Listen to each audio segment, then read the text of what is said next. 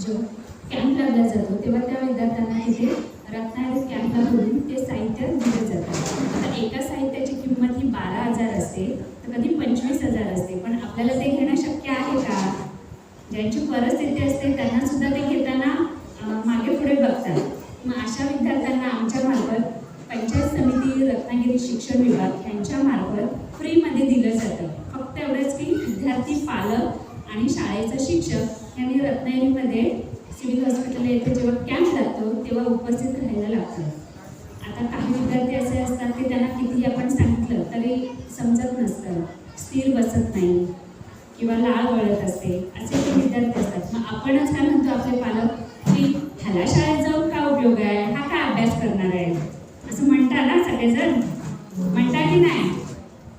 माझ्या मुलाला काय अभ्यास येत नाही, मी काय ह्याला शाळेत पाठवत नाही. पण 0 ते 18 वर्षापर्यंत मुलं ही शिक्षणाच्या प्रवाहात असली पाहिजे. 18 वर्षापर्यंत पुढच्याच मुलांना आपण शाळाबाह्य ठेवू शकत नाही. तो जरी पुढे 9वीला नाही गेला तरी त्याचं शाळेच्या रजिस्टरवरती नाव असणे गरजेचं आहे. असं कोण तुमच्याकडे असेल तर त्यांना मला त्यांची नावं सांगा आणि त्यांना आपण शाळेत दाखल करू. पण 18 वर्षापर्यंत कुठच्याच विद्यार्थ्याला शाळाबाह्य ठेवता येणार नाही. जर तो पास झाला असेल तर त्याला एखादा कोर्स किंवा ITI मध्ये असे वेगवेगळे कोर्सेस त्यांना देता येतील. त्याचे पण वेगवेगळे जागा असतात, आरक्षण असतात, कास्टनुसार आरक्षण असतं, त्या ठिकाणी त्यांना दिलं जातं. तर आता त्यांचे फायदा म्हणजे आता अशा काही विद्यार्थ्यांना प्रमाणपत्र दिलं जातं. आता आपण काय म्हणतो पालक म्हणून, आता प्रमाणपत्र देतं म्हणजे प्रतिबंधाचं देतं, म्हणजे माझं मुलं मेंटल आहे का? तर मेंटल म्हणून सर्टिफिकेट दिलं जात नाही, तर अभ्यासात थोडीफार त्याला गरज आहे म्हणून त्यांना प्रमाणपत्र दिलं जातं. मग ही जी आपली काही मानसिकता असेल की मेंटल म्हणून सर्टिफिकेट दिलं जातं, तर ही पूर्ण मानसिकता बदलायची आहे एक पालक म्हणून, की आपलं मूल कसं पुढे जाईल, त्यांना कोणती फॅसिलिटी मिळाली तर तो कसा पुढे जाईल. जर त्याला ते सर्टिफिकेट मिळालं तर त्या सर्टिफिकेटचे फायदे असतात. पहिला फायदा म्हणजे त्यांना अभ्यासामध्ये 20 गुण एक्स्ट्रा असतात. दुसरा फायदा म्हणजे त्यांना शिष्यवृत्ती दिली जाते. तिसरा फायदा म्हणजे एखादा विद्यार्थी जर स्थिर बसत नसेल शाळेमध्ये, त्यांना न्यायला यायला सोबत जावं लागत असेल तर त्यांना 6,000 रुपये मदतीस भत्ता दिला जातो. मला सांगा, तुम्ही घरात जर तुमच्या मुलाला ठेवलं तर तुम्हाला कोण 6,000 रुपये देणार आहे का? देणार आहे का? नाही देऊ शकत. ती मदत कोणाला होते? मुलांना होते. पुन्हा जर ती मुलगी असेल तर मुलगीला तो प्रोत्साहन भत्ता सुद्धा दिला जातो. तो प्रोत्साहन भत्ता 2,000 रुपये असतो. म्हणजे 6,000 रुपये मदतनीस पण मिळतो आणि 2,000 रुपये मुलगी असल्यामुळे त्यांना प्रोत्साहन भत्ता पण मिळतो.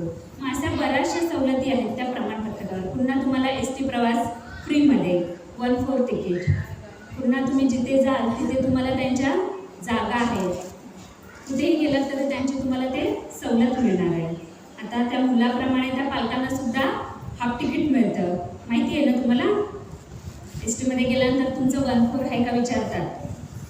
त्या सवलती असतात. जर एखाद्याचे विद्यार्थी असा असेल आणि त्यांचे पालक जर गव्हर्नमेंट जॉबमध्ये असेल तर त्यांची बदली होत नाही आणि टॅक्स पण त्यांचा माफ केला जातो.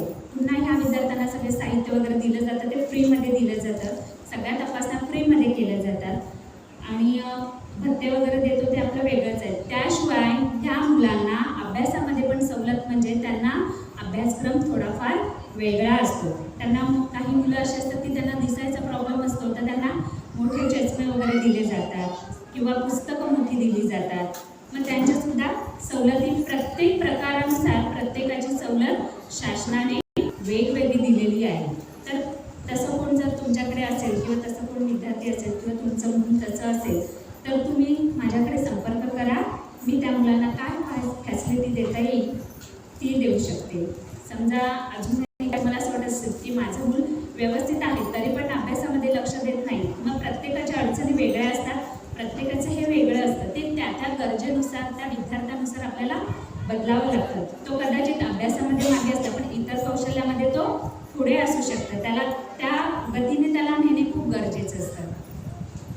असं विशेष शिक्षिका म्हणजे या संदर्भात जे काम केलं जातं ते स्पेशल शिक्षण आहे त्या विद्यार्थ्यांसाठी. असं जर तुमच्या निदर्शनास कोण असेल किंवा काही माहिती असेल तर मला नक्की सांगा आणि त्या संदर्भात काही अडचणी वगैरे असतील तर मला कॉन्टॅक्ट करा. अजून म्हणजे मला हेच सांगायचं आहे की आता जेवढे नेते होऊन गेले ते त्यांच्या त्यांच्या कामानुसार त्यांच्या ह्याच्यानुसार ते गेले, त्यांनी इतिहास घडवला. तसंच आपण पण आपल्याला बऱ्याच अडचणी येतात आयुष्यात, पण त्या प्रत्येक अडचणीच्या संकटांना दूर करून आपण त्याच्या पुढे जायचं असते. जसं म्हटलं तर डॉक्टर बाबासाहेब आंबेडकर, त्यांना किती लोक नावं ठेवत होती, किती त्यांच्या कामामध्ये अडचणी आल्या तरी पण त्यांनी कधी पाठ फिरवली नाही. त्यांना जे ध्येय गाठायचं होतं ते त्यांनी गाठलंच. सावित्रीबाई फुले त्यांना शिक्षिका झाल्या, त्यांनी शिक्षण सर्वांना दिलं. असं म्हटलं नाही की माझ्यापर्यंतच शिक्षण राहिलं, त्यांनी दुसऱ्या मुलींना सुद्धा शिक्षण दिलं, त्या मुलींना घडवलं. त्यांच्या अंगावर तेवढं चिखल वगैरे फेकलं तरी पण त्या मागे हटल्या नाही. तसंच आपण पण आपल्या मुलांसाठी मुलींसाठी कितीही संकट आलं कितीही काय आलं पण शिक्षणाच्या क्षेत्रात त्यांना कुठेही मागे ठेवायचं नाही. त्यांना जिथे गरज लागेल तिथे आपण सावित्रीबाई फुलेसारखं, रमाबाईसारखं, आनंदीबाईसारखं आपण त्यांना सपोर्ट करायचं आहे, मदत करायची आहे आणि त्यांना पुढे न्यायचं आहे. असं म्हटलं जातं की जोपर्यंत आपण जे कार्य करतोय त्या प्रत्येक कार्यात आम्हाला पाठीमागे नावं ठेवली जातात तरीसुद्धा आपण ते चांगलं काम करायचं सोडत नाही. का तर आपल्याला माहिती असतं जे आपण करतोय ते आपण चांगल्यासाठी करतोय. म्हणून आपण महिला म्हणून कुठेही मागे पडायचं नाही. जेवढं आपल्याला शक्य होईल तेवढ्या गोष्टी त्या पूर्ण करत न्यायचे. एवढे 2 शब्द सांगून थांबते. धन्यवाद. धन्यवाद शिरगावकर मॅडम, खूप छान माहिती दिली आणि ह्या माहितीची पण खूपच गरज होती. खरंच आपण आपल्या मुलांना शिक्षणापासून वंचित ठेवतोय का, त्यांच्या कलेपासून वंचित ठेवतोय का, ही माहिती लोकांपर्यंत पोहोचवणे अतिशय गरजेची होती आणि तीच माहिती तुम्ही लोकांपर्यंत पोहोचवली. आपलं बाळ शाळेत जातंय पण त्या शाळेत गेल्यानंतर शिक्षकांचा आदर कसा करावा तर हे आपल्या घरातूनच सुरू झालं पाहिजे. कारण की पुढे जाताना पहिली ओळख, त्याच्या कलेची पहिली ओळख ही शिक्षकच करून देत असतात. त्यांना माहिती असतं की हे मूल अभ्यासात हुशार आहे की कलेत आपलं गायनात हुशार आहे की एखाद्या खेळात हुशार आहे.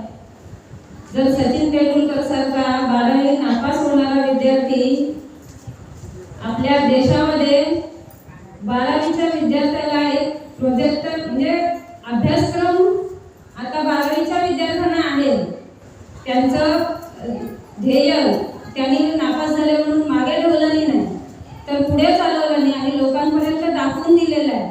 तसा आपला विद्यार्थी जरी अभ्यासात कमी असला तरी तो कुठल्या ना कुठल्या कलेमध्ये पुढे असतो आणि त्याला त्याची कला जोपासणं, त्याचं मन समजून घेणं हे आपलं पालकांचं सुद्धा तितकंच कर्तव्य आहे. मॅडमने खूप छान पद्धतीने आपल्याला माहिती समजून सांगितलेली आहे. त्याचा अभ्यास आपल्यापर्यंत व्हावा हीच अपेक्षा. आणि मी मगापासून बोलत नव्हते कारण मला सुद्धा थोडंसं एक माझ्या घरी दुःखद घटना झाली आहे म्हणून बोलत नव्हती, पण जीव राहत नाही आहे. आमच्या ग्रामपंचायतसाठी जागा उपलब्ध करून दिलेली त्या जागा मालकाचं मी सरपंच या नात्याने मनापासून त्यांना धन्यवाद देते. कारण हक्कानं आम्हाला बसण्यासाठी एक व्यासपीठ मिळालेलं आहे. तसेच पाण्याची टंचाई आपल्या गावात भरपूर होते. प्रतिवर्षी पाण्याचा दुष्काळ असतो. यावर्षी आम्हाला दुष्काळ तितकासा जाणवला नाही. त्याची उपलब्धता करून देणारे सागरजी नार्वेकर यांनी मोफत जागा दिली आहे, नावावर करून दिलेली आहे. तर जोपर्यंत बोरवेलमध्ये पाणी आहे तोपर्यंत ती जागाही आपली आहे, बोरवेलही आपली आहे आणि त्या पाण्याचा लाभ आपण घेतोय. तेव्हा त्यांनाही मी मनापासून धन्यवाद देते. काल मी 3 वाजता एकाकडे शब्द टाकला की उद्या माझ्या ग्रामपंचायतीमध्ये कोणी ग्रामस्थ येणार आहेत, महिला येणार आहेत, माझी मुलं येणार आहेत, पण अंगणामध्ये रान भरपूर दिसतंय. आणि त्यांनी लगेच आपला कामगार घेऊन अंगणाची साफसफाई करून दिली. त्या मयूर बळग्यांचा मी मनापासून त्यांनाही धन्यवाद देते, मनापासून आभार मानते. आणि जशा आपण आज महिला मेळाव्यासाठी आपल्याला मार्गदर्शक बसलेलेच आहेत, ते मार्गदर्शन करणारच आहेत अध्यक्ष या नात्याने. पण जसे आपण आज त्या मार्गदर्शनासाठी आलेलो आहे तसंच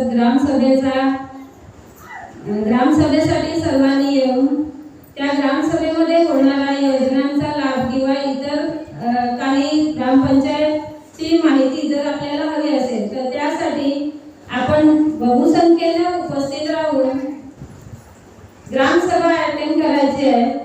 सर्वांनी वेळात वेळ काढून ग्रामसभेला उपस्थित राहिला तर पहिल्या खेपेतच आपली ग्रामसभा चांगली होईल.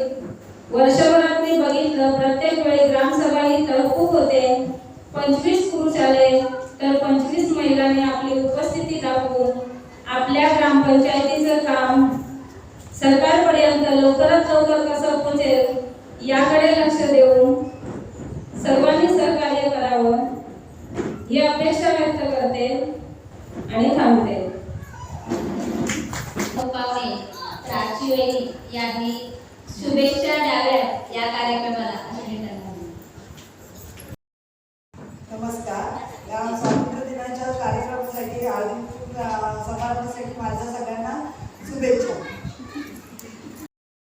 आमच्या अनावर राहणारी आमच्या म्हणजे उपकेंद्राच्या पावरी सिस्टर यांची ड्युटी लागलेली गोळवला ड्युटी लागलेली आहे. तसेच आमच्या उपकेंद्रातील डॉक्टर गौरी नागरे यांचीही ड्युटी लागली असल्यामुळे त्या या कार्यक्रमाला उपस्थित राहू शकल्या नाही. तरी त्यांच्या वतीने सारिका पावसे तिला आरोग्याबद्दल 4 शब्द बोलावे ही विनंती. नमस्कार. व्यासपीठावरील उपस्थित मान्यवर यांनाही सर्वप्रथम माझा नमस्कार आणि जमलेल्या सर्व भगिनींना माझा नमस्कार. तर महिला ग्रामपंचायत दरवर्षी एक कार्यक्रम म्हणजे महिलांसाठी, महिला घरीच असतात त्यासाठी महिला मेळावा म्हणून एक कार्यक्रम व्हावा यासाठी ते हळदी कुंकू महिलांना मिळावं आणि त्यानिमित्ताने महिला इथे आपला आनंद म्हणजे व्यक्त करतात. इकडे आल्यानंतर त्यांना खूप आनंद होतो. तर मी आता त्याच कार्यक्रमाचं औचित्य साधून मी आरोग्य योजनांविषयी 2 शब्द मी सांगणार आहे. जास्त काय बोलत नाही कारण आम्ही घराघरात जाऊन तुम्हाला सगळं सांगत असतो.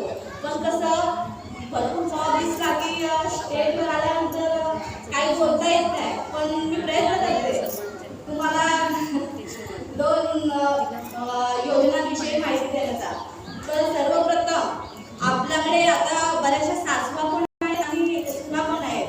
तर माझी अशी विनंती आहे की जर लग्न झालेलं असतं किंवा 2 वर्ष झाले असतील, 1 वर्ष झाले असेल तर महिला कशा पाळी चुकली की कसं सासू सांगतात की 3 महिने सांगायचं नाही कोणाला, तो अजिबात कोणाला सांगायचं नाही असं प्रत्येक म्हणत असतं. पण तसं नाही आहे. पण 3 महिन्याच्या आत 12 आठवड्याच्या आत नोंदणी करायला लागते. जर बरोबर माता राहिली तर तिची 3 महिन्याच्या आत म्हणजे 12 आठवड्याच्या आत नोंदणी करावी लागते. तर ती नोंदणी केल्यानंतर आपल्याला पंतप्रधान मातृवंदनेचे 5,000 रुपये मिळतात. ती योजना आहे आपली पहिल्या खेपेच्या मातेला. म्हणजे मी सुरुवातीलाच सांगते नवीन लग्न झालेलं असेल किंवा तुमच्या लक्षात आलं असेल माझ्या बोलण्याचं, तर ते 5,000 रुपये पंतप्रधान मातृवंदने योजनेचे असतात. पण ते कसे मिळतात? तुम्ही जर ते 12 आठवड्याच्या नोंदणी केला तर सुरुवातीला तुम्हाला 2,000 रुपये मिळतात. नोंदणी नाही केला तर ते प्रॉब्लेम होतो कारण सगळं ऑनलाईन आता कामात झालेली आहे. तर माझी अशी विनंती आहे की गरोदर पाळी चुकली की लगेच युरिन टेस्ट झाली की लगेच तुम्ही उपकेंद्रात येऊन पहिली नाव नोंदणी करून घ्यायची. आणखी मातेची एक तपासणी झाली, माता म्हणजे 3 महिन्यानंतर ते सतत पाळी चुकली की आम्ही तिचं इंजेक्शन पहिलं झालं की तिला दुसरा हप्ता दिला जातो, तिचा दुसरा फॉर्म भरला जातो, त्याला सुद्धा 1000 रुपये दिले जातात. आणि बाळाचा तिसरा डोस झाला, तिसरा डोस म्हणजे 3.5 महिन्याचा डोस झाला की तिसरा फॉर्म भरला जातो, त्याला 2000 रुपये असतात. असे एकूण मातेला 5000 रुपये मिळत असतात. तर या योजनेचा सगळ्या मातांनी आणि सासवांनी त्याचा उपभोग घ्यावा अशी माझी विनंती आहे. आणखी त्याचबरोबर पहिल्या खेपेला मिळतातच, पण दुसऱ्या खेपेला जर मुलगी झाली त्याला सुद्धा 6000 रुपये मिळतात. याचा पण सगळ्यांनी लाभ घ्यायचा. आणि मुलगी झाली की लगेच आम्हाला तर काय कळतंच, मुलगी झाली आम्ही नोंद ठेवतो आणि त्यासाठी सगळे कागदपत्र म्हणजे आधार कार्ड, रेशन कार्ड कधी कधी योजनेसाठी लागतं, नाही असं नाही, पण Aadhaar card, bank passbook, eShram card या गोष्टी सगळ्या आणि आपल्या लसीकरण कार्डाची झेरॉक्स आम्ही सगळे सांगतो तुम्हाला घरी येऊन एवढे एवढे कागदपत्र लागतील, असं लागेल तसं लागेल, या गोष्टी आम्ही तुम्हाला घरी येऊन सगळं सांगत असतो. तर या दोन्ही योजनांचा लाभ तुम्ही पुरेपूर घ्यावा अशी मी परत तुम्हाला विनंती करते. असं लपवून ठेवू नका असं माझं सांगणं आहे तुम्हाला. आणखी आता आपल्याकडे नवीन नवीन योजना आलेल्या जातात, ई-श्रम कार्ड ते सगळ्यांनी काढलेलं असेल, कायद्याने काढलेलं असेल, पण ते आता बरोबर राहिली महिला की तिला पहिलं काढायला लावा. पहिलं पासबुक अगोदर लग्न झाल्या लगेचच पासबुक काढायचं आहे, आधार कार्ड चेंज करायचं आहे, म्हणजे नंतर प्रॉब्लेम येत नाही. या गोष्टी तुम्ही करायच्याच आहे. त्याचबरोबर मी पहिलं कसं अंगणवाडीमध्ये आता एक योजना आहे, म्हणजे त्याला पहिल्या मुलीसाठी काहीतरी 1,01,000 रुपये मिळतात. लाडकी लेक अशी योजना आहे, त्याचाही तुम्ही लाभ घ्यावा. पहिल्या मुलीसाठी जर झाली असेल तर लगेच अंगणवाडीत तुम्ही लगेच म्हणजे नोंद असतेच, अंगणवाडीत सुद्धा लगेच नोंद करायची. जशी आरोग्यात नोंद करतात तशी अंगणवाडीत लगेच नोंद करायची आहे. आणि सगळ्या तपासण्या पूर्ण करायच्या आहेत. इथे आल्यानंतर सगळ्या तपासण्या कुठली करायची तपासण्या ते सगळ्या आमच्या सिस्टर मॅडम सगळ्या लिहून देतात, त्या तपासण्या पूर्ण करायच्या आहेत. तसेच हिमोग्लोबिन जर कमी असेल तर मातेला डिलिव्हरीच्या वेळी खूप प्रॉब्लेम होतो, त्यासाठी हिमोग्लोबिन वाढवण्यासाठी सुद्धा गोळ्या असतात आपल्याकडे, आयर्न शुग्रोज असतात, सगळं म्हणजे कमी असेल तर त्यासाठी सुद्धा आरोग्य खातं प्रयत्न करत असतं आणि मातेला सुरक्षित करत असतं. तर घाबरण्याचं काय नसतं, तर आहार पण मातेचा तेवढाच पौष्टिक आणि सगळं चौरस असावा, म्हणजे सगळ्या गोष्टी तिला मिळाव्यात. आणि ती जबाबदारी जास्तीत जास्त सासवांची असते की तिला सगळं कसं मिळेल याकडे लक्ष द्यायचं आहे. आणखी तुम्हाला लसीकरणाचं सांगते.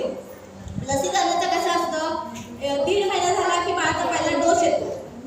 मग त्या डोससाठी कसं काय मला कसे असतात, जाऊ दे माझ्याकडे आज लग्न आहे घेत मी पुढच्या महिन्यात, असं करायचं नाही आहे. त्या वयानुसार बाळांना लस दिली जाते आणि मग ते त्या मुलांच्या वयानुसार ते म्हणजे त्याला ते झेपवलं जातं. आणि तुम्ही पहिला डोस 4 महिन्यात 5 महिन्यात 6 महिन्यात झाल्यानंतर घेतला तर बाळाला खूप त्रास होतो त्याचा आणि त्याला ताप वगैरे भरपूर येऊ शकतात. मग सांगतात बाळाच्या पायाला गाठ उठली, असं झालं तसं झालं, या गोष्टी आमच्यापर्यंत येतात. मग ते असं होऊ नये त्यासाठी तुम्ही वेळेतच आम्ही जेव्हा बोलू तुम्हाला त्यावेळेला तुम्ही 1.5 महिन्याचा डोस घ्यायचा आहे, 2.5 महिन्याचा डोस घ्यायचा आहे, 3.5 महिन्याचा डोस घ्यायचा आहे. 9 महिने पूर्ण झाले की 10व्या महिन्यात MR असतो, MR बूस्टर दोन्ही एकत्र असतात. MR म्हणजे बूस्टर आणि MR तो एक डोस 10व्या महिन्यात दिला जातो, तर तोही वेळेत घेतला पाहिजे. त्याचबरोबर परत 1.5 वर्षाचा डोस येतो. 1.5 वर्षाचा डोस आम्ही 15 महिन्यापासून काढत असतो, तर कमीत कमी 2 वर्षाच्या आतच तो डोस झाला पाहिजे. 17व्या महिन्यातच आम्ही त्याचा पूर्ण कसा होईल याकडे लक्ष देत असतो. आणि तो डोस सुद्धा पूर्ण झाल्यानंतर 9 महिन्यापासून व्हिटॅमिन ए सुरू होतो. व्हिटॅमिनचा पहिला 1 डोस झाला की परत 1.5 वर्षात सुद्धा त्याला दुसरा व्हिटॅमिन दिला जातो. असे 6-6 महिने व्हिटॅमिनचे डोस 5 वर्षापर्यंत असतात. जर आमचं लक्ष नसेल तर स्वतः मातेला कळलं पाहिजे माझ्या बाळाला 6 महिने झाले व्हिटॅमिन घेऊन त्याला डोस दिला पाहिजे. व्हिटॅमिन डोसची सगळ्यांना माहितीच असते की बाबा व्हिटॅमिन डोस चांगला असतो, डोळ्यांसाठी चांगला असतो. या गोष्टी महिलांना आम्ही अगोदर सगळं सांगतच असते, तर त्यांनी ते लक्षात ठेवायला पाहिजे. असं तर म्हणजे आम्ही परत मातांना सांगतो की तुम्ही लक्ष ठेवा, आम्ही बोलवतोच, पण मातांना पण तेवढं लक्षात असायला हवं. अशी म्हणजे ही योजनांविषयी मी माहिती सांगितली. मला काही जास्त फार बोलता येत नाही, मला खूप माझ्याच माता आहेत त्यामुळे मी स्पष्टच बोलते. त्यामुळे इथे कोण दुसरं नाही आहे, माझी नेहमीचीच माणसं असल्यामुळे मी तुमच्याजवळ स्पष्ट मला जे माझ्या भाषेत मांडता आलं ते मी मांडलं आणखीन मी इथेच थांबते आणि सर्वांना म्हणजे उपस्थित राहिल्याबद्दल तर थँक्स शेवटला मानणारच आहे आणि मी मानते तुमचे आणि इथेच थांबते. थँक्यू. मी अध्यक्षांना सांगते की तुम्ही 2 शब्द बोलावे. महिलांना स्वातंत्र्य दिनाच्या हार्दिक शुभेच्छा. गेले सतत 2 वर्ष हा कार्यक्रम किती उत्साहाने साजरा होत आहे. उत्तरोत्तर चांगलं व्हावं ही माझी इच्छा आहे. शिक्षकांनी आणि पावसकरबाईंनी जी आपल्याला माहिती दिली त्या माहितीचा जरूर उपयोग करावा आणि आपल्याला जे सहकार्य करता येईल ते करणारच आहे. मी पण त्यांना सहकार्य करा हीच माझी विनंती. धन्यवाद. छान मार्गदर्शन केलं. तसेच आता तुम्हाला सगळ्यांना माहिती आहे पाऊस पडला की ताप हा आलाच आणि तो जर आणि आता जास्त ताप नुसता ताप म्हटलं की झालं नाही. त्याचे वेगवेगळे प्रकार आहेत. म्हणजे मलेरिया म्हणा, टायफॉइड म्हणा, डेंग्यू म्हणा. ही जी सुरुवात आहे ही खरी आपल्यापासूनच होते. का तर आपण काय करतो पाणी हे स्वच्छ आपण काय म्हणतो मी गाळून भरलं पाणी, बरोबर की नाही. पण जर पाणी गाळून भरलात तुम्ही तर मला आता तुम्ही सांगा तर आपल्याला ताप सरी किंवा दुसरे काही आजार होऊ शकतात का? नाही ना. काय असतं जेव्हा आपण पाणी वगैरे भरतो ते स्वच्छ भांड्यात भरायचं. म्हणजे काय तर आठवड्यातून 1 दिवस हा कोरडा दिवस म्हणून पाळायचा. आणि कोरडा दिवस म्हणजे काय जर तुमच्याकडे तुमच्या घरातील वापरायची भांडी किंवा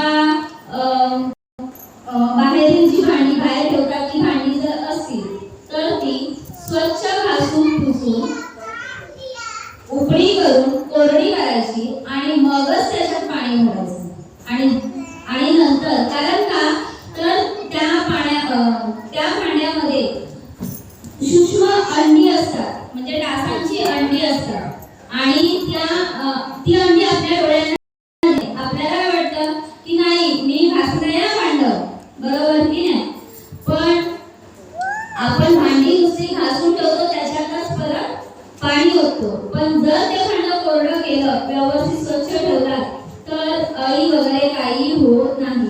आणि जर भांडी कोरडी वगैरे करून पाणी भरला नुसतं पाणी भरून ठेवलं पण त्याच्यावर स्वच्छ कपड्याने झाकून ठेवा जेणेकरून त्याच्यात कुठलीही डास जाणार नाही आणि त्यात ती अंडी घालणार नाही. अंडी घातली की एक डास 100 ते 150 अळ्या घालतं आणि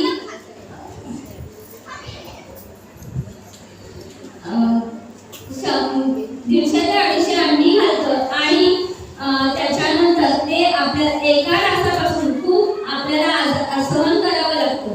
आणि त्याच्यामुळे म्हणजे आत्ताच आपल्या गावात किंवा इतर ठिकाणी देखील डेंग्यू या तापाची लागण झालेली आहे. लागण म्हणजे खूपच वाईट परिस्थिती आहे डेंग्यूची. कारण का तर डेंग्यू हा नुसता चावला डास की लगेच होतो असं नाही. हा डास दिवसा चावतो आणि तुम्हाला असं वाटत असेल की दिवसा सगळे डास चावत असतील आणि आम्हाला लगेच डेंग्यू होणार आहे का तर असं नाही.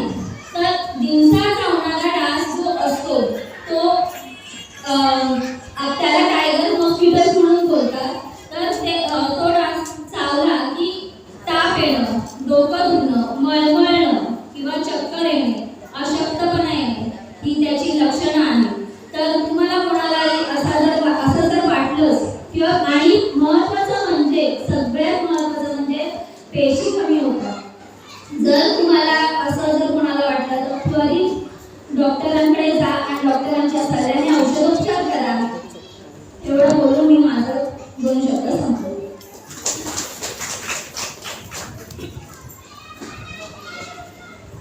कार्यक्रमाच्या अध्यक्षा तसेच आमच्या ग्रुपग्रामपंचायतीची जागा उपलब्ध करून देणाऱ्या डॉक्टर सौ खडके मॅडम यांचे मी ग्रुपग्रामपंचायतच्या वतीने आभार मानते. तसेच पाणी टंचाई दूर होण्यासाठी एका बोरवेलच्या जागेसाठी देणारे श्रीयुत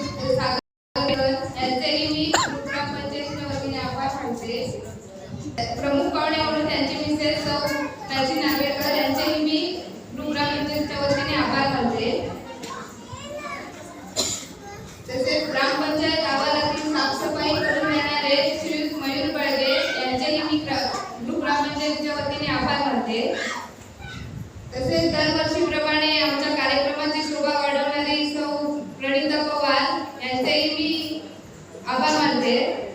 तसेच विशेष शिक्षिका तृप्ती शिरगावकर यांचेही मी ग्रुप ग्रामपंचायतीच्या वतीने आभार मानते. तसेच आलेल्या सर्व महिलांचे मी शब्दपुष्प देऊन आभार मानते. धन्यवाद.